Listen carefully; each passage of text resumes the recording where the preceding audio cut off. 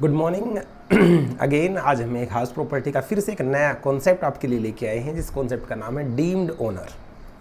एक होता है ओनर जो एक्चुअल में मालिक है, जिसके नाम वो प्रॉपर्टी रजिस्टर्ड है। एक कॉन्सेप्ट है डीम्ड ओनर। ये डीम्ड वर्ड जब भी लिखा मिले ना तुम्हें, जैसे डीम्ड डिविडेंड, डीम्ड ओनर, समझ जाना इनकम टैक्स ने बहुत चालबाजी की है और आपको काबू में कर लिया है। ये उनका अचूक हथियार है। जहां उनका वैसी बात नहीं बनती, वो डीम्ड वर्ड लगा के बात बना देते हैं। फॉर एग्जाम्पल, हाउस प्रॉपर्टी के अंदर कोई इनकम बेटा तभी टैक्सेबल हो सकती है जब आप उसके ओनर होते हैं।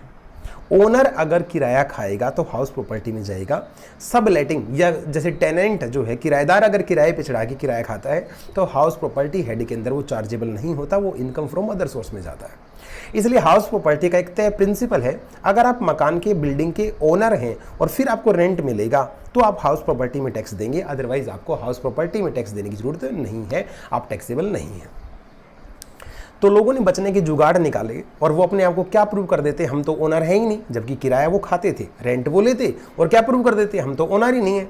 तो इनकम टैक्स डिपार्टमेंट ने उन लोगों को पकड़ने के लिए एक जाल बिछाया और क्या बोले, तुम ओनर नहीं हो पर तुम्हें क्या मान लिया जाएगा, डीम्ड ओनर। तुम ओनर जैसे हो और टैक्स तो बेटा देना पड़ेगा। जी सर। चलिए इसका पहला कॉन्सेप्ट हम करते हैं डीम्ड ओनर का, जैसे बेटा property in dispute. Property in dispute, बेटा एक प्रॉपर्टी है, उसके मिस्टर एक्स कहता है ये मेरी प्रॉपर्टी, मिस्टर वाई बोलता है मेरी प्रॉपर्टी, और ये मुकदमा जो है ये जो कोर्ट में चला गया और कोर्ट के अंदर अभी तक इसका सॉल्यूशन नहीं हुआ है। मिस्टर एक्स क्या बोलता है, ये मेरा घर, मिस्टर वाई क्या बोलता है, ये मेरा घर। दोनों उस घर को अपना बता रहे हैं। अब मालिक कौन है कौन नहीं, तो कोर्ट बताएगा ना। जब तक कोर्ट का डिसीजन नहीं आता, क्या इनकम टैक्स डिपार्टमेंट क्या तुमसे टैक्स नहीं लेगा। इनकम टैक्स डिपार्टमेंट ने क्या बोला, जब तक कोर्ट का बंटवारा नहीं आता, बड़ी ध्यान सुनो बेटा, जब तक कोर्ट का बंटवारा नहीं होता, हम जो जिसके पोजीशन में ये घर है, जो इसका रेंट ले रहा है, उसको क्या मान लेंगे, डीम्ड ओनर मान लेंगे। जब तक कोर्ट जिसको ओनर ना बना दे, तब तक उस बंदे को ओनर मान लिया जाएगा जिसके पास ये घर कब्जे में है और जो इसका किराया खा रहा है, जो इसका रेंट ले रहा है, हम उसे क्या ले लेंगे, डीम्ड ओनर मान के टैक्स ले लेंगे। क्या आपको पता लगा बेटा डीम्ड ओनर का कॉन्सेप्ट कहां यूज हुआ, जहां ओनर क्लैरिफाई नहीं था, पता नहीं लग रहा था ये ओनर है ये ओनर है, उस टाइम पे डिपार्टमेंट ने एक चाल चली, जो लेगा रेंट, जिसके कब्जे में है घर, उसी को मान लिया जाएगा डीम्ड ओनर। तो first point is clear. Property in dispute अगर है, आपको स्क्रीन पर दिख रहा है mister X mister Y, rent receive कौन कर रहा है, मिस्टर एक्स कर रहा है, तो डीम्ड ओनर जब तक कोर्ट का डिसीजन नहीं आएगा, एक्स को डीम्ड ओनर मानते हुए टैक्स ले लिया जाएगा। जी सर।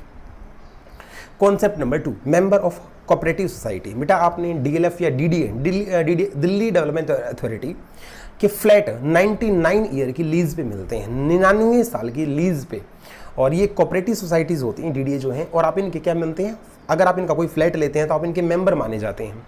प्रैक्टिकली क्या होता है बेटा, उस फ्लैट में रहते आप हैं, उसको ट्रांसफ़र आप कर सकते हैं, मज़े आप ले सकते हैं, किराए पे आप चढ़ा सकते हैं, बट वो जो फ्लैट है वो एक्चुअल में कोऑपरेटिव सोसाइटी के ही नाम होता है, डीडीए के ही नाम होता है, बस आप उसमें रहते हैं, मेंबर आप होते हैं। तो जैसे मेरे पास एक डीडीए का फ्लैट है दिल्ली के अंदर, और मैंने इसको 20,000 रुपये रेंट पे दे रखा है, तो हर साल मेरे पास कितना किराया है बेटा, 2,40,000 रुपये किराया मेरे पास आ रहा है।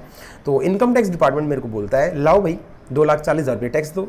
तो मैं होशियार बन के क्या बोलता हूँ, हाउस प्रॉपर्टी में टैक्स वो देता है जो ओनर होता है, मैं तो ओनर हूँ ही नहीं, आप कागज़ चेक कर लीजिएगा साहब, और अगर आप कागज़ चेक करेंगे तो आपको पता लगेगा डीडीए ओनर है, मैं ओनर नहीं हूँ। इनकम टैक्स को चक्कर कि ये तो बड़ा नालायक, यूज़ खुद कर रहा है, रेंट पे दे रहा है, रेंट खा रहा है, और टैक्स किससे दिलवा रहा है, डीडीए से, ऐसा नहीं होगा। तो उसने अपना अचूक हथियार निकाला और क्या चला दिया, डीम्ड ओनर। बेशक आप ओनर नहीं हैं, आपको डीम्ड ओनर मान लिया जाएगा और टैक्स आप ही देंगे। तो एक केस मैंने कराया प्रॉपर्टी इन डिस्प्यूट का, दूसरा कराया मैंने मेंबर इन कोऑपरेटिव सोसाइटी का विद एग्जांपल, तीसरा केस में करवा देता हूं बेटा holder of an impartible estate. ऐसी प्रॉपर्टी जिसका बंटवारा नहीं हो सकता, a property which is not divisible, जिसका बंटवारा नहीं हो सकता। बेटा राजाओं महाराजाओं के आज भी बहुत सारे किले और महल पड़े हैं, और उन राजाओं महाराजाओं के वंशज, आज भी कुछ वंशज हैं उन महलों में अंदर रहते हैं। भारत सरकार ने क्या कर रखा है, वो इन महलों के अंदर, इन किले जो पुराने टाइम के बने हुए हैं, ना तो वो उत्तराधिकारी इसको सेल कर सकते, बेच नहीं सकते, ट्रांसफर नहीं कर सकते, और ना सेंट्रल गवर्नमेंट भारत सरकार उसको बेच सकती, ऐसा इनके बीच में एग्रीमेंट हो जाता है। मैं मान लो जींद का राजा का उत्तराधिकारी हूं और मेरे पास 120 कमरे का एक महल है जो मेरे दादाओं परदादाओं ने बना के दे रखा है, सेंट्रल गवर्नमेंट मेरे को निकाल नहीं सकती, लेकिन मैं उस घर को सेल भी नहीं कर सकता। तो मैं मान लो अगर उस घर में, उस महल में रहता हूँ, वहाँ 120 कमरे हैं, 20 कमरों में मैं तो खुद रहता हूँ और 100 कमरे मैंने किराए पे दे दिए और 100 कमरों का अच्छा खासा किराया मेरे पास आना स्टार्ट हो गया। इनकम टैक्स डिपार्टमेंट मेरे पास आता है, कहता है राजा जी आप टैक्स ले रहे हैं, सॉरी आप किराया ले रहे हैं, तो आप हमें टैक्स दे दीजिएगा।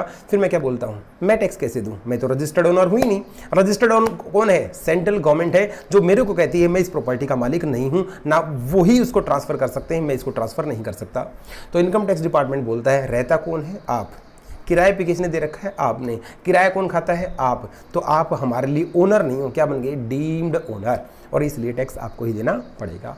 तो इस टाइप के केसेस मैंने बेटा आपको एक कॉन्सेप्ट समझा दिया। डीम्ड ओनर क्या कॉन्सेप्ट था, लोग पहले इसके बारे में क्या सोचते थे, और इनकम टैक्स डिपार्टमेंट ने टैक्स की चोरी को बचाने के लिए इसको कैसे यूज किया। क्लियर? Yes sir. चलिएगा, डीम्ड ओनर का कॉन्सेप्ट हुआ ओवर।